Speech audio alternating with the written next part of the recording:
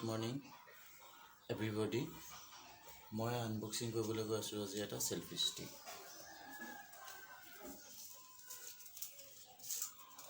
Completely কাটি লৈছো।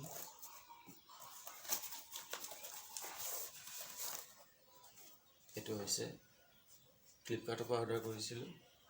আহিলে সেলফি ষ্টিক R1S।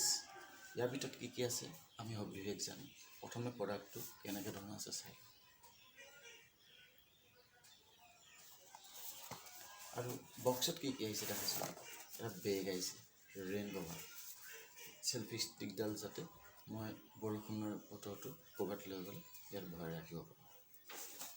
এতিয়া প্ৰডাক্টটোত কি আছে আনবক্সিং কৰিম।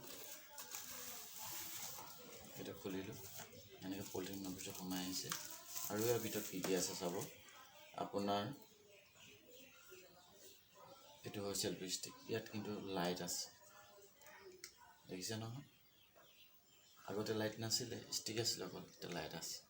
মোৰ ব্লগ বনাওঁতে সুবিধা হ'ব, কেতিয়াবা নিশা ক'ৰবাত গ'লে ব্লগ কৰোঁতে সুবিধা হ'ব। আৰু ইয়াৰ ফেচিলিটি চাওক। আপুনি এনেকৈ কৰি এই তিনিটা মুদত এনেকৈ কৰি ৰাখিব পাৰিব। বোলে ইয়াত ৰাখিছোঁ মই চব এনেকৈ কৰি পেলাই মই ভিডিঅ' আপলোড দিব পাৰিম। সুবিধাজনক হয়নে? আৰু ইয়াত কিছুমান ফিচাৰ্ছ আছে, সেইকেইটাও কৈ আছোঁ।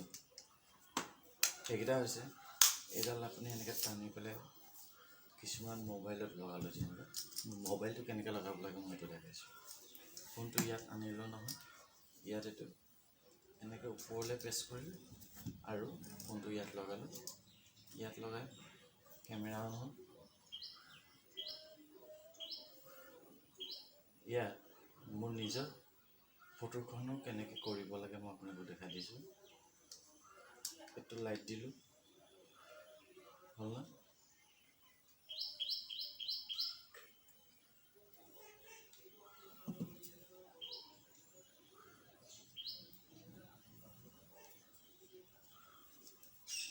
এইটো টাইট কৰি ল'ব পাৰি।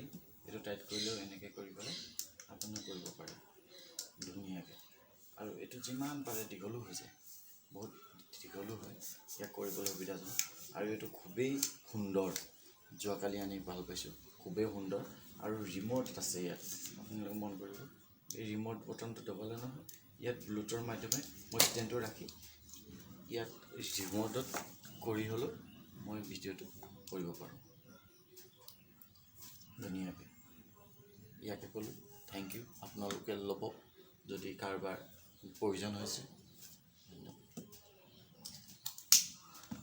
আৰু ভিডিঅ'টো চাই ভাল পালে লাইক, কমেণ্ট আৰু শ্বেয়াৰ কৰি দিওঁ।